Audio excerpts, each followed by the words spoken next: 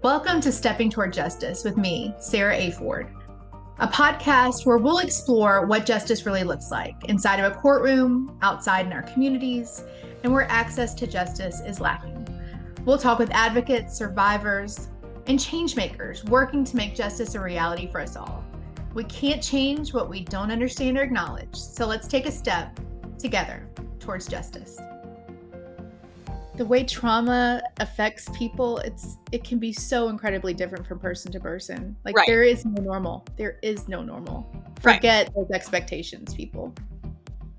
And I guess like one of the big things, and one of the big things with Dallas, she put up this front that she was so strong and she was good, she was fine, and we're very much alike in that aspect. She was just a much nicer person to me, but. You're a good person too, Brett. Let me just go ahead and say, you're a good gal. I'm just not as nice as Dallas was. But you just don't know, like, that's what I think was so, like, upsetting and shocking too is, like, I think because my whole family is kind of, like, a little bit stony and holds it together like that, it's easier for people to just continue to act the way they were and be like, oh, well, they're fine. Dallas is fine, well, we'll still talk, say bad things, or we're going to bully her. She's fine, She looks fine. They look fine. Yeah, she looks fine. Nothing must be wrong with her. Well, she was obviously. These are strangers on the internet. Right. And unfortunately not strangers from the internet, people in the community who are very much not strangers and watched her grow up. So as of right now, the case was dismissed the same day that Bowen Turner pled guilty to assault and battery first in the Chloe Best case. So the case is dismissed. Yes. You talked a little bit about that string of hope. And this is where I get really feisty because I don't like the string of hope. Right. Sometimes you have to have conversations, real conversations that say, this is what we can do or this is what we can't do. Tell me about those conversations that you've been a part of that have really pissed you off. I don't know if you've heard of this new show. It's like called The Jury. It's like comedy. Jury duty? Is that it? Jury duty. Yes. That's why I feel like I'm in a real life that when we have any sort of meeting with them, it's like, is this real? Or am I being punked? Like, what? Where's Ashton Kutcher? Right? Yes, where's Ashton Kutcher? Like, what? It just, oh my God, it blows my mind how insane these meetings have gone. And it's just, it's unreal. So yeah, so I think one of the hardest things for me that has been since Dallas passing away is what, I think the fight originally really, and I think for my dad as well, really kind of put us into this like, fight or flight or like overdrive where we weren't really processing what was happening with Dallas. So we weren't really processing the grief or doing what we were supposed to do. So the hardest part that's been so far for me is actually being quiet for not for just the reason, that I don't want to be quiet and I want people to know what's going on, but also it's just like, it makes me feel very guilty. It's almost like shame, like I'm being quiet and I shouldn't be. I feel like I've fallen for their antics, basically. That's what I feel like. So basically, we were at the meeting and this is with the elected solicitor. Sorry, Brett. Let's take a pause for 1 second. No, so I'm just going to throw you a little bit of context here because some people may know and some people may not know. Right. Okay. So this meeting that you're talking about is with the elected solicitor. So we elect our prosecutors in South Carolina, our district attorneys. And so pretty soon after Bowen Turner, pled guilty and then was rearrested, and then eventually went to the Department of Corrections for violating his probation. I mean, there was a lot of media pressure. I mean, you and Carly told your story on it was on Instagram, right? That's how it started. I remember you Yeah, like texted me at like 11 o'clock one night and you were like, is it this was like okay if I 1 do a.m. this? and I'm trying to figure out how to make a video on the MacBook. And I'm like, Carly, how do we do this? Like, thank God for Carly because I had no idea. And Well, I'm like, and just you're like, is throw this it out okay? there and see what happens. Like, I was like, and I always say, how can we make this situation worse? The case is dismissed at this point. yeah, So how can it be worse? Right. And you just kind of sat there with Carly and told what was happening pretty much in real time. Like, this is what we've right. been told, that the case is being completely dismissed, all of this. So there was a lot of media pressure that was coming in from, I mean, really internationally. I mean, there were so many people that heard about what had happened with the Turner situation and case, and I mean, it was pretty wild there. Yeah, it was, So we kind of got called to the solicitor's office, or they asked if we would come and meet with them right. because it was rowdy. Yeah, I it was love rowdy. rowdy. It was rowdy. It was rowdy. We went on a little campaign for basically at that point we had spoken to so many different news outlets. I mean, nationally, internationally, and the story was everywhere. And we were like, hey, here's Solicitor Week's information. Call, email, as much as you can. Justice for Dallas, justice for Chloe, justice for her. Mm-hmm. And I think he got a lot of calls and a lot of emails, and that really, like, he's like, okay, all right, we're going to acknowledge them now. Because that was the thing. We're like, okay, we've got this many, we got over 18,000 signatures. We actually cut it off because we were like, okay, 18,000 signatures to petition for them to open her case, calls from all over, voicemails, different videos, this and that. And this is one of the things that pisses me off the most too, is I truly believe the only reason they had us in is because of that. And because he wanted us off his back, which brings us to where we are right now. So, he calls us in for this meeting. We all go. And, you and I know how that went. The meeting was not at all what I thought it was going to be. I felt really pressured and guilted. Like, we were told, I'm getting threats, his children were getting threats. Like that's not what we wanted. We didn't want people threatening. Right. And so now that makes me feel really, it's like, okay, well, that's not what we're trying to do. And, how we don't know how much of that was true, but basically what I took from that meeting was, you need to be quiet or we're not going to do this for you. What I took that meeting as. So basically, Bill Weeks said, hey, we're going to look into this. We're sorry that this wasn't done, the way it was, but we're going to do it right this time. We're going to look into this and we're going to do it right this time. And I'm going to go from A to Z and with a comb, So let's stop for 1 second because I want to give so just because a victim is deceased does not necessarily mean that a case cannot be prosecuted.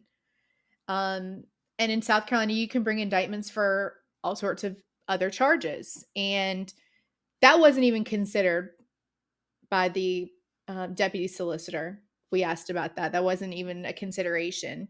And so during this meeting, it's like, there were a lot of things that were missed, which is, we were like, yes, we're going to start over. A to Z. You're exactly right. We're going to start over the investigation. We're going to look through everything again.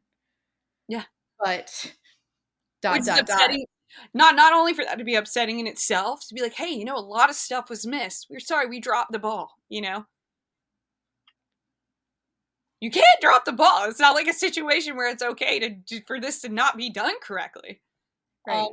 So he's feeding us all this information and he's being very laissez-faire, and we're gonna go through, we're gonna talk to every single witness, we're gonna do this again, and I'm gonna give it my very best, and but this is what we need you to do in return for this to happen. And this is where I felt like I felt like it was a gun to our head, like, if you don't do this, then we're not gonna do our job. If you basically, it was like, if you don't stop talking to the media, then we're not going to be, if you don't stop talking to the media, then there's no way possible for us to get a fair jury. I remember that very vividly. Yeah. So what am I supposed to do at that point? Because I don't know, is that true? I don't know. And they put this whole spiel out there that they're going to do, they're going to do what's right, and they make you genuinely think that they're going to do what's right. And what do you know? It's a couple months later, I'm calling you and I'm calling them. It's like nothing, no correspondence, nothing. And it's always, it's on the front of my desk, but we have a pile of 800 things going on, and you know basically you're telling me you just have to wait. And I said, well, I don't want to wait anymore. We've waited so long. That's all your option is. You just have to wait. We're still So, investigating. We're still yeah, investigating. we're still investigating. We're still investigating. We're still investigating. It was the same conversation several times, and it was never ever them reaching out to us. Not once. It was us reaching out to them. And so here I am sitting here, and people think, and all these bullies and all these people, this free Bowen and all these people think that they won. They think, okay, well, finally she shut up. So I'm sitting here feeling like a jackass. I'm sitting here and I'm feeling guilty. I feel like I let my sister down. I feel like I'm not getting justice for Chloe, justice for Dallas, or justice for her. I feel like I just let it all go. And that was a huge problem for me. I had a really, really tough time trying to be quiet, feeling like it's so hard, feeling like you have to do something in order for there to be this outcome. But we find out, and in the back of my mind, and you trust your intuition, always trust your intuition. Mm-hmm. And I'm like, okay, you know what? It was that hope. It's that false hope. It's that stringing us along. It was that perfect speech to hook us and be like, okay, we think, we're going to do this. We're going to do it right this time. All this media. And then what happens? Everything dies down. Everything's quiet. We cooperate. Where are we? We're back. We're at the same place we were in the very beginning. Except now Dallas isn't here. And now we're just being continuously told, we're working on it. We're working on it. And now we're in a point where it's like, we can't say, well, F it, because then it's like, okay, well, it's so exhausting. It's exhausting. It's exhausting. People are constantly asking, what's going on? And people want to know what's going on. And it's Right. so upsetting for me to be like, oh, I don't really have an update. But also, well, why are you being quiet then? Why aren't you still fighting? It looks like we're not fighting. And actually, I'm freaking sick of that.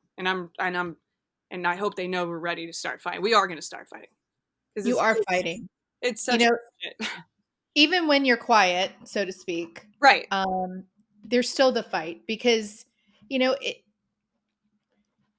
a small town, in a small county, making sure you get a fair jury pool, that is a very valid concern.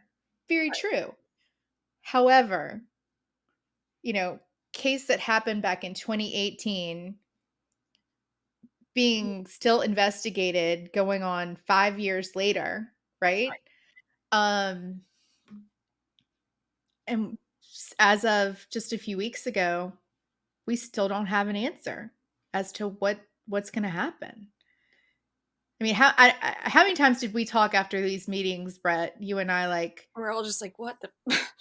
I'm like, okay, did you hear that? What just happened? And it's the balancing, if you do this, then this. If you do this, then and your family having to make those choices, right? While still, and it's still fighting. You're still pushing for justice, but it's just in a different way, trying to give everyone the benefit of the doubt to correct some of those things that should have been done or could have been done, right? With the hope that, the system is going to work.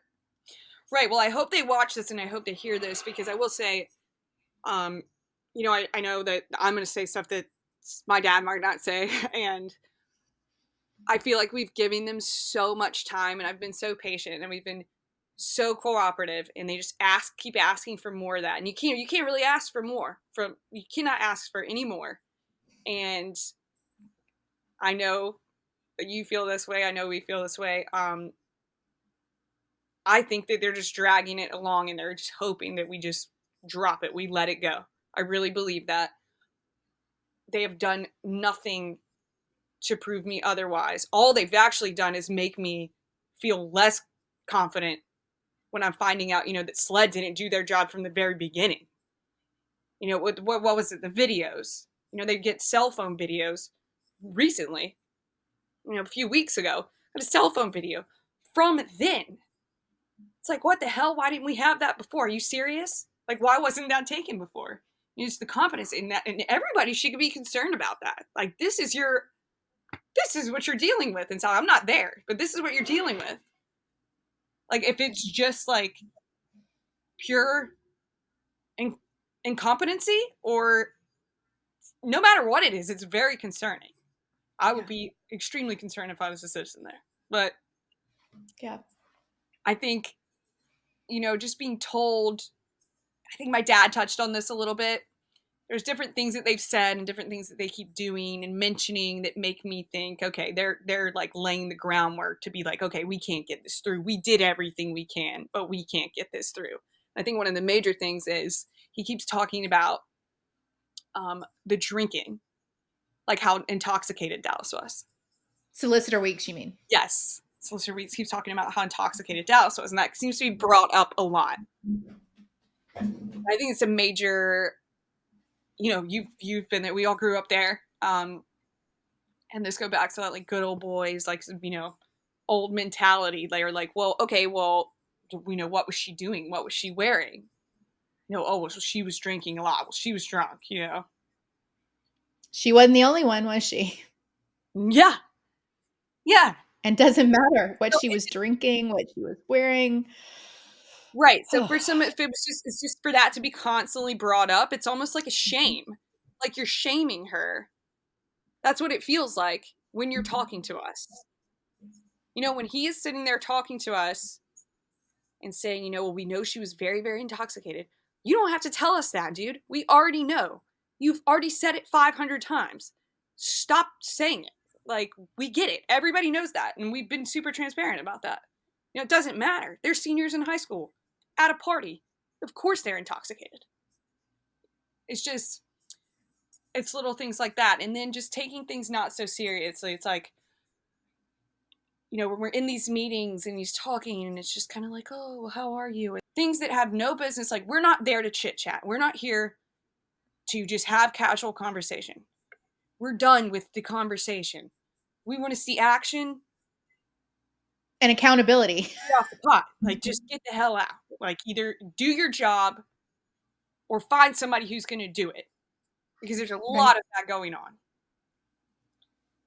So it's just, I don't know. I'm just like, I'm sorry. I'm frustrated. I'm just frustrated. I'm disappointed. I feel like I got, we got that little glimmer of hope, or like, oh my God, I think that maybe they're listening. Maybe our voice was heard. Maybe they're actually listening. So we gave them that benefit of the doubt. And I feel like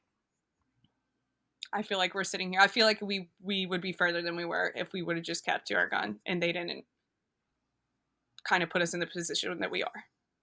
I felt like it was a threat. Like, if you continue to talk to the media, if you continue to talk about this, then, we're not going to be able to do the job.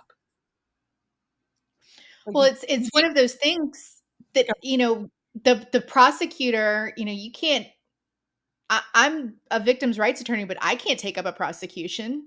Right. Like, I can't say, hey, put me in, let me try it. Like, you can't do that. You rely on the prosecutor to do this. And there is a lot of law out there that would support, several possibilities of pursuing a case against Bowen Turner, in which, the case in which Dallas is involved. But there just wasn't a lot of traction there. So it's a balance between wanting to give them the benefit of the doubt, because they're the only ones that can bring the case up, that can get the case indicted, versus shifting your focus to a broader sense of justice. Right. Do you think that you've kind of shifted now? I mean, what do you see as justice for Dallas?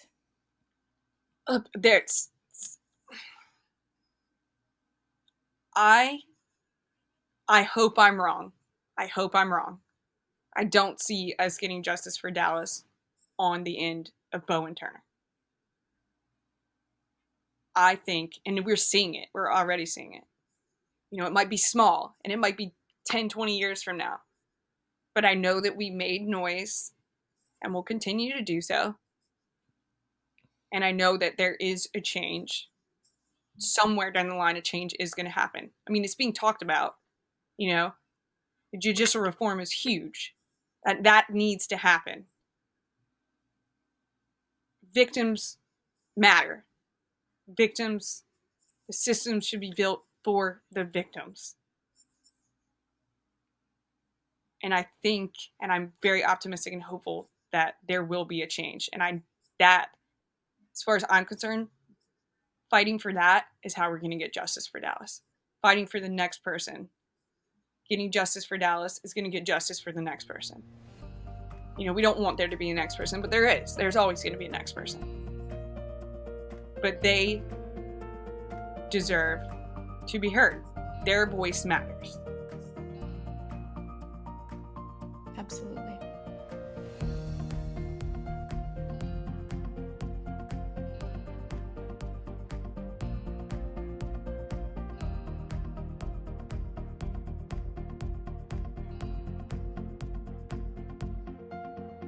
It's been a while since you've talked about these things, right?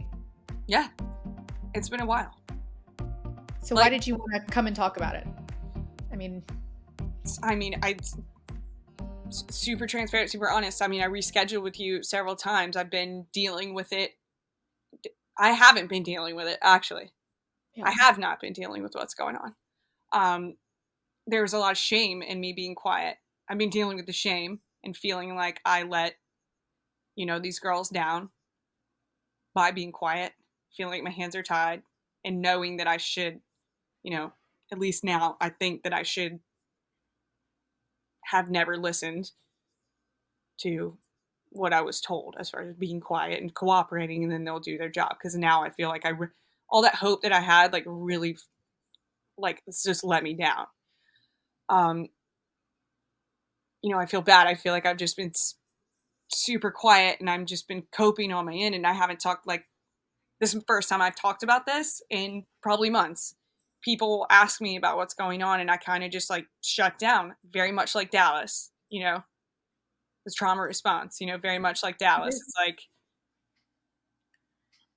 don't want to talk about it, or I can't. So it's you panic, you can't talk about it. But this was actually the first time I've talked about it in a really long time. And like I said, I feel like I'm kind of all over the place because I haven't talked about it in so long. But this conversation is just sparked up that little flame again, and it's been nice. And I was very nervous to talk to you again. I think it was about a lot to do with the shame of just being quiet. But I'm excited to keep talking. Brene Brown. Yeah.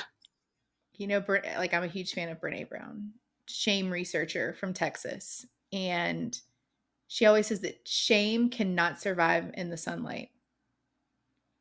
When you talk about that, when you talk about it, you're like, okay, you don't own me.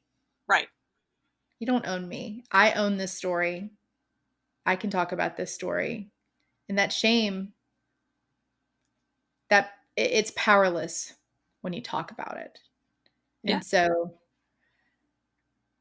I think you just coming to talk, I guess this is officially us talking, and other people will hear this conversation, but you've never stopped fighting for Dallas, not for 1 second. You've never stopped fighting for your family and doing everything you can to keep everybody together. And, you have never stopped being a mom and a wife and a daughter and doing all of the things. And we've talked about this before. Grief is not something that you say, okay, let me close this chapter and I'll never hear from this again. Grief comes back. And it's okay when it pops up to say, all right, let's sit here for a minute. Let's sit with this grief and not run it off. Right. Because it's something that you will deal with, something that you will learn from. But I also think so many people are going to learn from you, Brette. I mean, they already do. Your family absolutely adores you. You know, I adore you. So many people are just so grateful for that feisty spirit. And we need more people, more advocates. You know, I call you you're an advocate. You're a victim advocate. On top of all the other things that you do, we need more people to say, you know what, this is uncomfortable for me to talk about. This is uncomfortable for me to, to move forward, but people need to hear it. And so I'm so I hope I grateful to give sit here with some you. people the courage to do that. You too. And for everybody to let them know that their voice matters too. Their voice does And matter. I'm so grateful for you for putting this platform. This is huge. I think this is incredible. And you're giving people the platform for their voice to be heard and for what they want to say and not for what just wants to be portrayed or wants to be put out there. And that's huge. And I hope people have the courage. And I think it's cool, like, even if you're able to do it, like, not with, any face on the screen or anything like that. It's just, I think it's incredible. And I'm very proud of you. Well, I appreciate that, Brett. I think, victims' voices and survivors' voices, so often we're told, and, I'm a survivor of sexual assault, and we're often told how we're supposed to feel, how we're supposed to act. These are the things, and taking that power back is so important, and giving people the ability to say, this is my story and I'm going to tell it how I want to tell it. If I can give anybody that platform to do that, heck yeah, I want to do that, because that's what helped me. Yeah. And, sometimes from the worst thing that happens to you, you find your mission in life. That's what hey, I'm a product of that. So, Yep.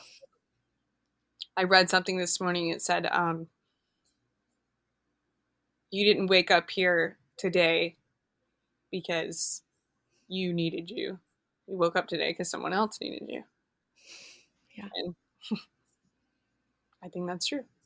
Someone needed your voice today, Brett. I think a lot of people That's need your it. voice. So, Well, thank you. thank you for being here. So we have the second annual Victims Matter rally coming up May 9th, 2023, at the State House in Columbia. And you are on the steering committee. Thank you for that. Thank you You for were having me. I'm very excited. you were a very powerful speaker last year. Can you tell us a little bit about your message and the message that you hope that we can bring this year as we include all victims of crime, all victims in South Carolina?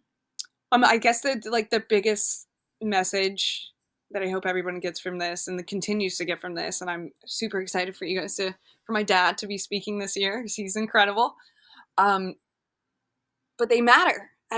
All victims matter, and we're going to push so hard and continue to push for everybody to know that until victims aren't afraid to say anything or victims truly feel like they matter, because they do, and everybody's voice deserves to be heard.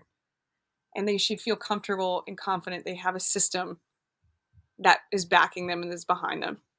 And I'm really excited for what the future holds. I really, really, really am optimistic that there is going to be some change. And I'm so excited to be a part of this change and to be along with you guys to continue to do this and fight for victims' rights. Well, our constitutional laws that say victims have these rights, they don't mean anything unless we enforce them, unless they actually have meaning. And so we will continue. I talk about stirring the pot, and I love that. Appealing things and asking the courts to reconsider and filing things that really can hopefully make a difference, on a broader scale for crime victims in South Carolina. And I think that is a beautiful legacy of your sister, Dallas.